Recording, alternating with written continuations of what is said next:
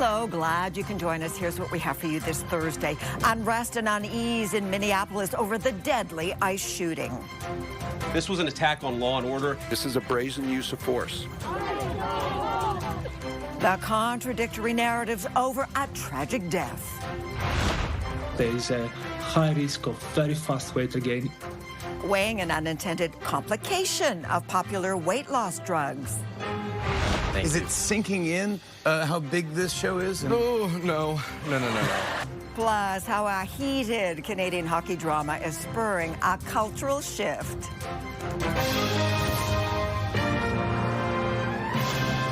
CTV National News with Sandy Ronaldo. Anger, anguish, and clashes with police one day after a fatal shooting by a U.S. ICE agent that caused the death of a mother of 3. It has the city of Minneapolis divided over what happened. Was it self-defense by ICE, as the U.S. Vice President insists, or was it something else? CTV's Washington Bureau Chief Joy Malbon now on the fallout and the investigation into what transpired. Hi, Joy. Hi, Sandy. This is a city on edge. Clashes erupted again this afternoon in Minneapolis, and this morning there were standoffs, pepper spray used by ICE agents on protesters who are very angry and afraid after the fatal shooting of a mother yesterday. ICE go home! ICE go home! Tensions are high in Minneapolis. Armed, masked ICE officers using pepper spray and what appears to be gas on protesters outside of a federal immigration building. What did he do? Demonstrators demanding ICE get out of their city after the fatal shooting of 37-year-old Renee Good, a mother and American citizen. I watched in absolute horror as I saw a woman who was clearly trying to get away, gunned down. Homeland Security says Good was blocking ICE agents with her SUV on disturbing video from several angles. No! She backs up. Agents shout and grab the door. She drives forward. As the car turns, shots are fired. You're not there! Even before an investigation, the Trump administration, even the president himself, declared the shooting was justified, telling the New York Times Renee Good had behaved horribly. The vice president quickly blamed the mother, insisting a paid network of far-left radicals are responsible. What young mother shows up and decides they're going to throw their car in front of ICE officers who are enforcing legitimate law? You've got to be a little brainwashed. As mostly peaceful crowds marched, state and local officials blasted the Trump administration, saying the FBI has cut them out of the investigation. People in positions of power have already passed judgment. It feels now that Minnesota has been taken out of the investigation. It feels very, very difficult that we will get a fair outcome. Sandy, Governor Walz put the National Guard on notice to help support local police and provide a buffer between the protesters and some 2,000 ICE agents. The governor pleading for peace and to not give the Trump administration a reason to crack down further. Sandy? Okay, Joy, thank you. Now, the U.S. Senate moved forward a resolution Thursday that would limit President Trump's ability to conduct further attacks against Venezuela without approval from Congress. Democrats and some Republicans voted to advance a motion that sets up a full Senate vote on the measure next week. Now, it comes after the U.S. military seized Venezuelan leader Nicolas Maduro on Saturday. After the vote, Trump responded on social media saying, quote, Republicans should be ashamed of the senators that just voted with Democrats in attempting to take away our power to fight and defend the United States. The U.S. president also told the New York Times that only time will tell how long the Americans will be running Venezuela. Donald Trump's actions have raised questions about how China and Russia will respond and whether the two major global powers will be emboldened by his moves. CTV's Judy Trin takes a closer look at that scenario and the possible actions. Judy. Sandy, as the U.S. moves to advance its national security strategy to dominate the Western Hemisphere, it could lose influence in other regions to its biggest rival, China. Right now, an armada of American warships is gathered off the coast of Venezuela. With some resources redirected from the Pacific, China may feel more emboldened to expand its sphere of influence. If the Venezuela campaign spirals into something where the United States is kind of chasing its tail in the Western Hemisphere, that's all to the good from the point of view of Beijing. Last month, Beijing conducted military drills to practice blockading Taiwan. Now, after the capture of Nicolas Maduro, the island could be more vulnerable. If China were, for example, to do some kind of snatch and grab operation to pick up the president of Taiwan and bring him back to China, on what basis would the United States object to that? Beijing says Trump's takeover of Venezuela is a violation of international law. Venezuela owes China $10 billion in oil debt, which is at risk. But analysts say China could gain international support at the expense of the U.S. advance their strategic narrative, which basically positions the U.S. as undermining international law, particularly under President Trump, and basically contrasts that with, in the case of China, China saying that they uphold international law, that they want to be responsible major power. So this really plays into their diplomatic and political narrative. President Xi Jinping and Trump are expected to meet at least 4 times this year, including a state visit by Trump to Beijing in April. Sandy. All right, CTV's Judy Trin. Despite Greenland telling the U.S. it is not for sale, the Associated Press says envoys from Denmark and the territory met with Trump advisors at the White House today. It comes as Reuters news agency says U.S. officials have discussed paying residents of Greenland anywhere from $10,000 to $100,000 per person. Nearly 57,000 people live in the semi-autonomous Danish territory, where at least one opposition leader wants direct talks with the U.S. without the government of Denmark. I don't know why the Danes keep getting offended by something that is said in the U.S., because it has nothing to do with them. It has everything to do with the Greenlandic people. European nations, including Denmark, issued a joint statement yesterday saying only the people of Greenland and Denmark can decide their future. The U.S. has also decided to withdraw from dozens of international organizations. Now, some are important, some are peripheral, after the Americans complained of mismanagement, calling for the system to be streamlined. CTV's senior political correspondent Mike LeCouture now on the decision and reaction. Mike. Well, Sandy, a number of those organizations are part of the United Nations, and the American withdrawal has drawn swift reaction. The Secretary General regrets the announcement by the White House. While expressing disappointment at the move by the U.S., the UN spokesperson also stressed that funding to a large number of United Nations bodies is mandatory for the United States. Member states who've who've joined this club have to pay the dues.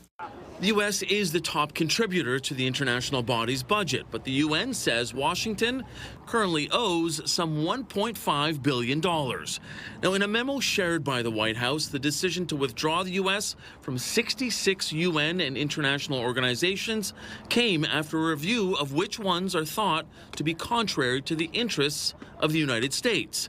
The list includes the Commission for Environmental Cooperation, the Global Counterterrorism Forum, and others, including the International Cotton Advisory Committee and the International Tropical Timber Organization. The U.S. has been complaining for many years of the mismanagement of a lot of those organizations, the fact that, in fact, there are problems with their objectives, but also how they run. The former Canadian diplomat points out the U.S. has not stepped away from major organizations like the World Bank and the UN Refugee Agency, but it is a blow to groups that did have American support. In a statement to CTV News, the executive secretary of the UN Framework Convention on Climate Change called the move a colossal own goal, adding it can only harm the U.S. economy, jobs, and living standards as wildfires, floods, megastorms, and droughts get rapidly worse. While the Canadian government hasn't commented on the U.S.'s move, a spokesperson for the Chinese Foreign Ministry said the value of international organizations lies in upholding shared interests, not national self-interest. Sandy? All right, Mike, thank you. Modest signs that Canada's international trade numbers are stabilizing with little change in October's trade balance and a smaller trade deficit. This in the lead up to Friday, and that is when the U.S. Supreme Court could rule on the legality of President Trump's use of emergency tariff powers. CTV's Abigail Beeman looks at the importance of that decision in a U.S. courtroom. Hi, Abigail. Sandy, we know the U.S. Supreme Court is expected to issue rulings in argued cases tomorrow. And while the court does not announce in advance which rulings it will release, this case is among the most closely watched. Are they legal or are they not? That's the big question that could be answered by the United States Supreme Court Friday about the American president's decision to impose so-called IEEPA tariffs. That's the International Emergency Economic Power Act on countries including Canada. This trade expert says impacted businesses should make sure to keep all paperwork. Will the Supreme Court say that those tariffs that have been collected, if they are in fact illegal, then what happens to the money that's been collected to date? If it's supposed to then go back to those who it has been collected from illegally, then our clients and businesses in general will be looking to see some of that money refunded. There's not a lot of optimism about a likely messy refund situation. Meanwhile, new numbers from October show Canada recorded a smaller than expected trade deficit overall. The big takeaway is that things are kind of not moving all that much with the U.S. in terms of overall trade. They're kind of in a holding pattern. What we saw in contrast is that exports were through the roof for non-U.S. countries that we're sending goods to.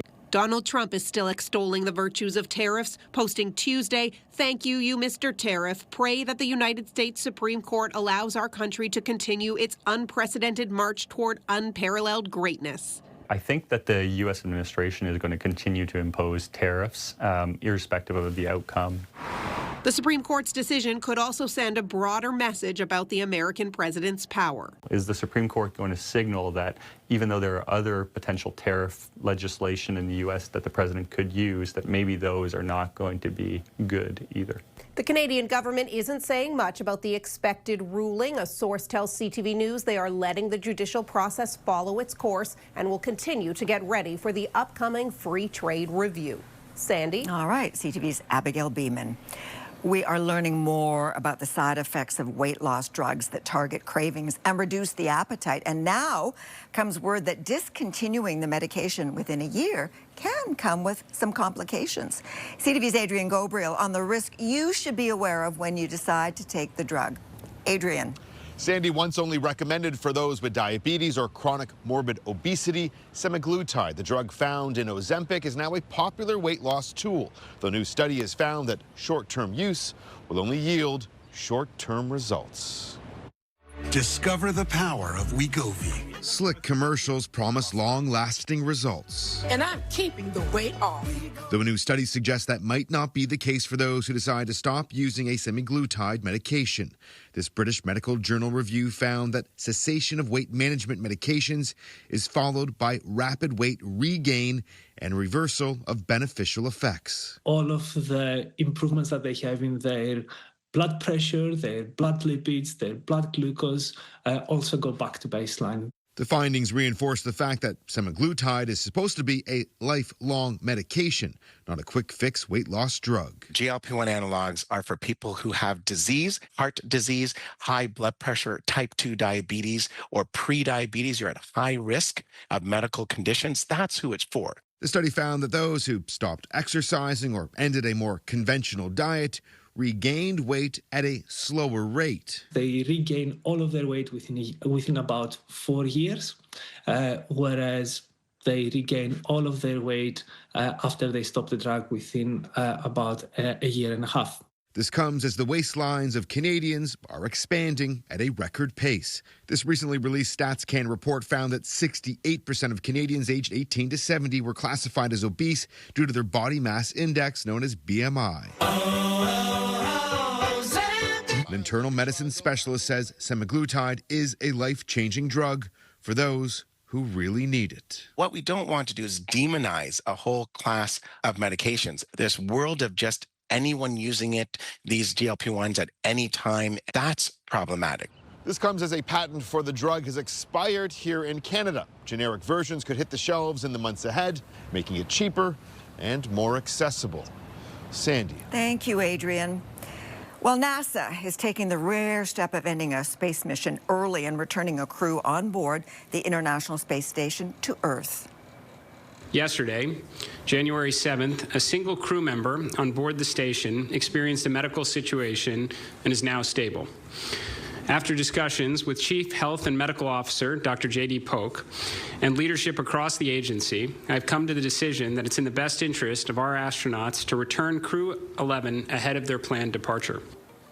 The crew is comprised of 2 Americans, 1 Russian and 1 Japanese astronaut. Due to privacy concerns, NASA won't say which astronaut is affected nor the nature of the medical situation.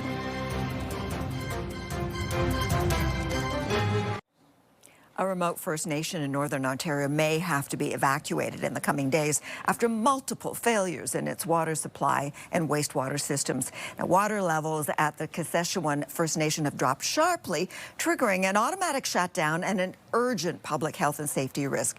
Sewage is entering homes and contaminating fresh water supplies.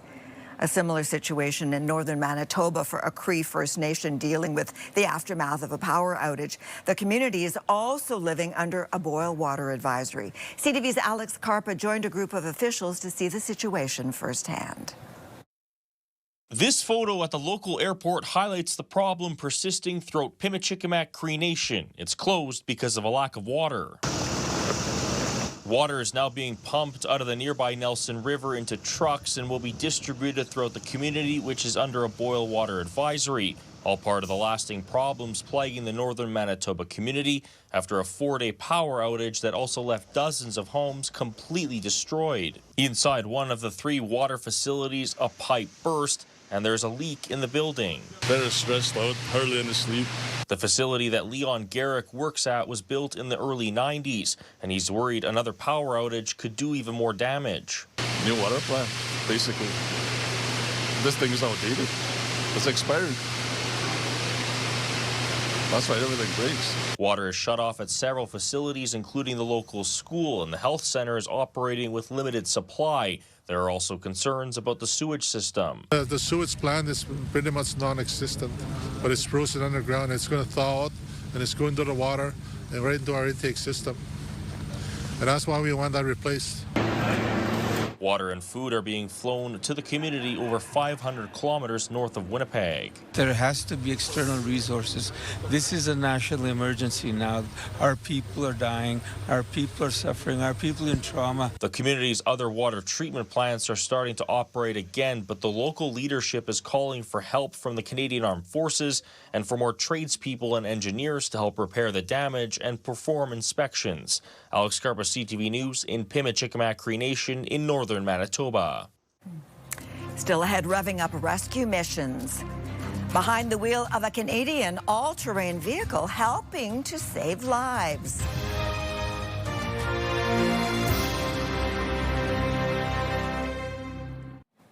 So a new feature is making its debut on CTV National News with Omar Sachedina tonight. It is called Assignment Canada.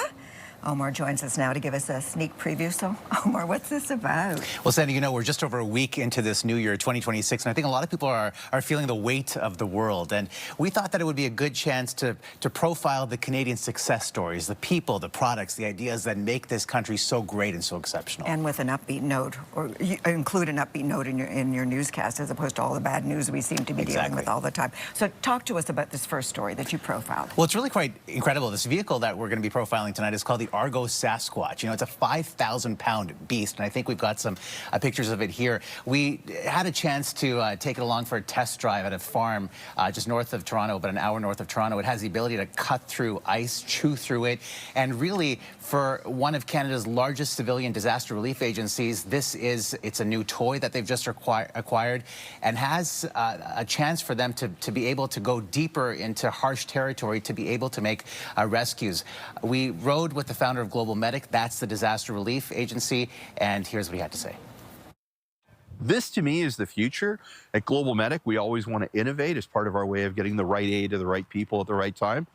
That's the next-gen innovation for us. So now you want to go to trail, so you either push there or there. So this will automatically adjust the tire pressure? Yeah. It's a feature we needed when we got into a tough spot. There you go. And look at it. It's incredible. requiring a 180-degree turn. And Sandy, we also went to the Canadian factory where that vehicle is made. Love it. Okay, and for viewers, you can watch The First Assignment Canada on CTV National News with Omar Sachedina tonight at 11.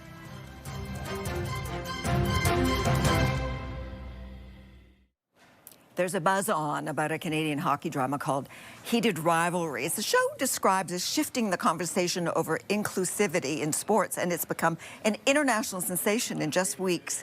CTV's Heather Wright now on the show's success and cultural significance. Heather. Well, Sandy, the cultural conversation sparked by this show is being compared to things like the Barbie movie, in that it is something it seems everyone is talking about. Hudson, welcome to the show, Heated Rivalry. Hudson Williams sat down on The Tonight Show with Jimmy Fallon last night and cracked a Canada dry. His Heated Rivalry character's beverage of choice and a reminder of where one of the biggest shows on the planet comes from. Is it sinking in how big this show is? No. Showcasing the two most talked about prospects in the world. Heated Rivalry, the breakout show about hockey rivals that develop an off-ice romance, debuted last fall, winning praise for its heartfelt depiction of LGBTQ2S+ relationships and sparking discussions about representation in both TV and sport. To have this kind of a romance story portrayed inside the context of men's professional hockey at the highest level, I think will have an impact. The show has exploded in popularity, the talk of group chats and Tinseltown. You guys made amazing, original shows that everyone couldn't stop talking about until that gay hockey show from Canada came along. And go ahead, Connor. The show is an all-Canadian export, based on a book by a Canadian author, set in Canada, filmed in Canada, and produced by Crave, a subsidiary of Bell Media, which also owns CTV. Film critic Richard Krause says Heated Rivalry is an example that Canada can be more than just Hollywood North. We're not just a production house for Hollywood productions to come here and shoot things. We can generate shows that can find a global audience. Heated Rivalry has been picked up for a second season. That is the good news for fans. The bad news is that season 2 is not set to be released until next year. Okay. Sandy. Heather, thank you. And thank you for sharing your time with us. I'm Sandy Ronaldo. Bye for now. Be well. Stay healthy.